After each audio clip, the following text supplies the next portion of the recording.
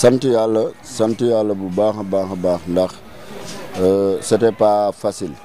ndax ku ne xam na ne kuy organiser lu toll ni 5e édition festival culturel des jeunes de la banlieue ak événement yi mu ëmb programme yi boo ko xoolee xam ne lii mënul yomb mais nag li tax ñuy sant yàlla mi nga xamante ne mooy sottil gunge nañu du début à la fin activité bu ñu def adduna yëpp dañ koy apprécier ñëpp dañ koy rafetlu loolu sant yàlla la parce que boo xoolee ci biir festival bi ñu ngi démarré woon un forum sur l'éducation inclusive des enfants deuxième jour bi ñu ngi doon def benn veille culturelle la culture dans sa diversité mu ëmboon acteurs culturels yu bëri tey ñu ngi doon def suñu cérémonie officielle de clôture yu deuxième phase bi mu nekkoon finale du tournoi football dédié à feu Ousseynou Diop et à feu Arfan Sarr de l'ASC Jokko tey ñëpp gis nañ ne suñu borom sottil na ko def nañ ko réussir ko kon sant yàlla sant tamit ñi nga xam ne ñoom la ñu àndal ci liggéey bi muy waa mouvement Il est temps ndax mën nañ tudd ki ne ci bopp bi mais mouvement Il est temps équipe la ay xale tey boo xoolee ñi nekk sama wet ku mel ni Nene Gueye ku mel ni Nafi ku mel ni Fat Bintou Penda Thiam extra moo lay wan ne ñii ay xale lañ boo duggee ci góor ñi tamit ku mel ni Cheikhou Sarr président Serigne Djili Mbacké kon dalay wan ne mouvement Il est temps mënuma tudd ñëpp ndax moo doon tudd ñëpp du ma fi jóge damay joxe rek quelques noms ku mel ni Sadio Bakhoum surtout Sadio Zidane grand Zidane mi nga xam ne yor na bayal bi mais jéggi bayal bi nekk ak mouvement bi di liggéey ci yu bëree bëri kon mënuñu lu dul sant yàlla ak kontaan bésu tay bi bésu mbégte la ndax ginnaaw raay yëpp kontaan nañ te ñun suñu yéene mooy l'épanouissement de la population de ginnaaw raay en particulier mais du pays en général. waaw objectifu festival bi moo nekkoon fexe ba ndaw ñi nga xamante ne ku ci nekk ci li ngay yëngatu ñun ñu fexe ba créer ay activités yoo xam ne dinañ ci mën a feeñ ñoom parce que du tey boo xoolee diggante première édition ba 5e édition bi tey yàlla def na bëri na ñoo xamante ne ils sont devenus des stars ci festival bi lañ jaar parce que jaar nañ ci ak stade Alassane Djigo jaar nañ ci ak stade Amadou Barry jaar nañ ci ak complexe bi ñu defee forum bi la fois passé te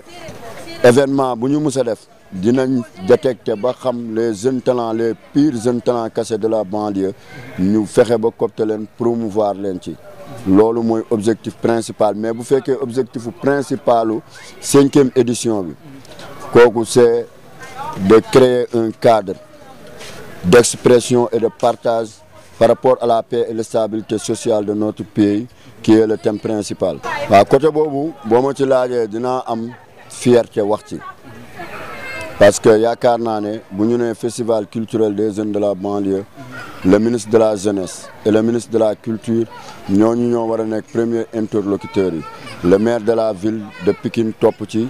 ak le maire de la ville de Guédiawaye le maire de la commune de Guinaw Rail Nord kooku moo war a nekk au cœur de l'affaire parce que siège du mouvement bi c'est à Guinaw Rail Nord la majeure partie des programmes c'est à Guinaw Rail Nord mais malheureusement muy ministre de la jeunesse bi muy ministre de la culture bi muy le maire de la ville Abdoulaye Timbo muy Abdou Karim Sall muy Modou Gueye muy Waly Ndiaye mi nga xamante ne mooy maire Guinaw Rail Nord mouvement bi nekk fii festival bi activité yu bëri amee fii ñoom ñëpp ku ci nekk dafa banque ay loxoom peut-être nag ñoom ñoo xam lan moo tax ñu def ko mais man je vois que ne concernant la politique du président de la République par rapport au développement du Sénégal je peux dire du ñooñu ñoo war a représenter président de la République kooku man Ousmane Diop maa ko wax Abdoulaye Timbo Abdou Karim Sall Modou Gueye Waly Ndiaye ñooñu li ñu def dafa ñaaw ñun ay xale lañ lii ñuy def ñoom ñoo ko waroon def ñu xar suñu tànk tubéy di ko def ngir lan fexe ba fédérer jeunesse bi ñu mën a liggéey avancé mais malheureusement ñoom ñi ko waroon def ñun ñu leen koy defal ñoom ñoo mujj tourner di ñu barrer la route pour la première fois dans l'histoire, depuis 2007 jusqu'à là où je vous parle, complexe culturel Léopold Sédar Senghor de Pikine musuñu fa fay. C'est un complexe culturel. C'est pour les acteurs culturels. dañ ñu forcer ñu fay par force pour la première fois. Daoud Ndiaye jaar na fi, Pape Sagna Mbaye jaar na fi, musuñu ñu fayeeku parce que li ñuy def ñoom ñoo ko waroon def. Mais malheureusement pour nous barrer la route participer wuñu ba pare nañu da ngeen di fay wala du ngeen fi organiser. Le maire de la commune de Guinaw Rails Nord Waly Ndiaye ñun dañoo daj ci moom lu mburu dajul ci taal moom waroon na am kersa wala mu am gàcce sax tey ñun nous la jeunesse ñu taxaw ne festival bi dërëmam damu ci te effectivement 15 Waly Ndiaye damu ci. man je vois que ne day wane ay limitam rek moom ay limitam kese lay wane parce que dafa am loo xamante ne c'est injustifiable c'est incompréhensible nit mënu ko comprendre. On ne peut pas être un maire d'une commune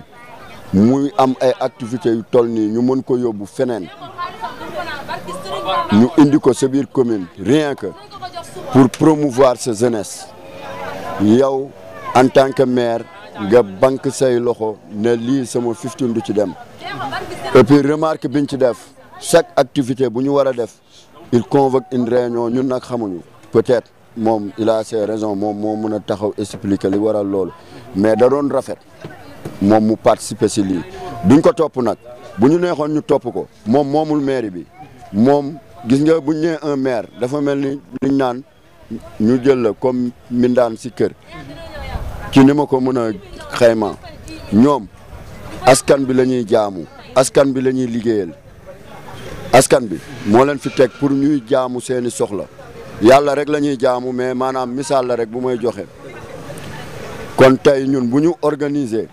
moom mu banque ay loxoom pourtant maire yi fi jaar man dama leen doon forcer par force ñu def budget yi ñu yor moomuñu ko boo demee conseil municipal vote de budget c'est des rubrique éducation rubrique culture rubrique santé rubrique sport rubrique extra kon ñoom budget yi ñu yor bu ñu jàppee ne ñoom ñoo ko moom ba ku mu neex ñu jox la ku mu naqari ñu jox la non il se trompe lii nag c'est la première fois mais je vous donne rendez-vous l'année prochaine par force j'ai bien dit par force la commune de Guinaw Rails Nord va participer incha allah. waaw message bi pour man message cant la ak ngërëm ndax banlieue nag la ñuy sant ndax activité bi ñu njëkk a def ñu ngi ko defee complexe culturel Léopold Sédar Senghor de Pikine acteurs yëpp ñëw taxaw di profiter ci occasion bi aussi di remercier le programme d'accompagnement pour la protection de l'enfant et le système de la protection de l'enfant PACOP Pikine ñooñu jàpp nañ ci gunge nañ ñu techniquement ci domaine bu nekk mais aussi sant l'ensemble de la population de la banlieue amuñu seen fay yàlla mi am seen fay yal na leen yàlla fay sant aussi la commune de Guinaw Rails Nord la population de Guinaw Rails Nord ndax lépp luñ fi organiser dinañ ñëw teew sant acteurs yi ci participer yëpp théâtre kat yi simbkat yi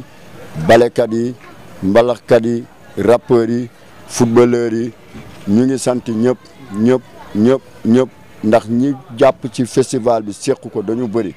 mais dinañ sant aussi Zidane il mérite d'être félicité il mérite d'être remercié il est courageux il est généreux man j'ai pas le temps de jeter des fleurs à qui que ça soit mais Zidane dafa yelloo ngërëm kon Zidane ñu ngi lay gërëm ñu ngi lay sant ñu ngi gërëm grand Lamine Kane mi fi taxawoon léegi ndax bi ñu commencé ba tey mi ngi ànd ak ñun bokk ko ak ñun ñi ngi sant aussi Matar Diagne mi fi jugee parce que confection programme bi lépp moo ko def di sant Modou Moustapha Gueye bu baax Moustapha Gueye Koga Pi moom it ñu ngi koy sant ñu ngi sant grand Kapissé ñu ngi sant imam Abdourahmane mi fi nekkoon sant grand Cheikh Sidat sant l'ensemble de la population yi nga xam ne ñoo ñëw tey fekkee hommage à Ousseynou Diop bi et Arfan Sarr ñu ngi sant ñëpp di gërëm ñëpp mënuñu jeexal te sant ñu aussi waa Guinaw Rails Info mënuñu jeexal te sant ñu leen parce que depuis ci départ bi ci réunion yi ci préparation yi ci activités yi ba clôture bi ñu ngi taxaw ak ñun ànd ak ñun gunge ñu ci lépp kon seen Guinaw Rail TV bi ñu ngi ñaan suñu borom yal na dem au niveau international yal na dem ba bi fi ñuy séen ay TV5 Canal Plus